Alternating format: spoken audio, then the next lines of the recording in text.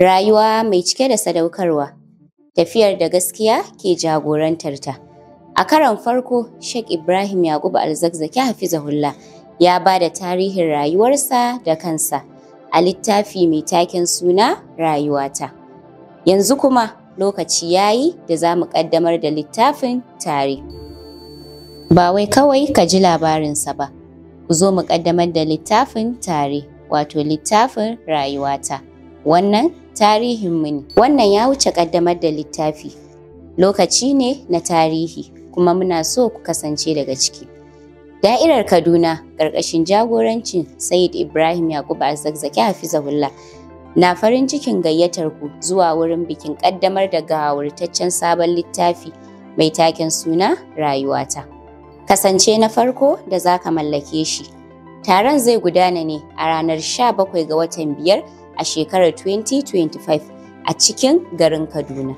Na san za ku yi murna da mallakar shi saboda yana ɗauke da saƙo mai mahimmanci. Ku kasance tare da mu a ranar da za a ƙaddamar da littafin Rayuwata daga bakin Sheikh Ibrahim Yakubu Zakzaky hafizahullah. Halartar korin wannan taro yana da gayar mahimmanci. Muna da yaƙinin cewa labaran da ke cikin littafin Rayuwata zai ƙara haɗa kanmu wuri ɗaya. Littafin Rayuwata ba wai kawai ƙaddamarwa ba ne, taro ne na haɗuwar zukata da kuma faranta ran juna.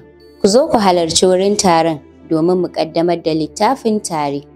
Wannan ita ce damar ku ta kasancewa daga cikin farkon waɗanda za su ƙaddamar da littafin da zai girgiza tunani kuma ya taɓa zuciya. Muna kira ga abokai, magoya baya, masu tunani da kowa da kowa. Ku zo ku ƙaddamar da wannan littafin tare da mu. Kowane littafi yana ɗauke da saƙo, sannan kowane ƙaddamarwa yana buƙatar mutane.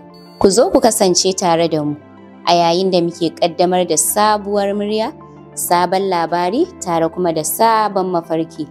Ba wai kawai muna ƙaddamar da littafi ba ne, we are launching a legacy, kuma muna so ku kasance daga ciki.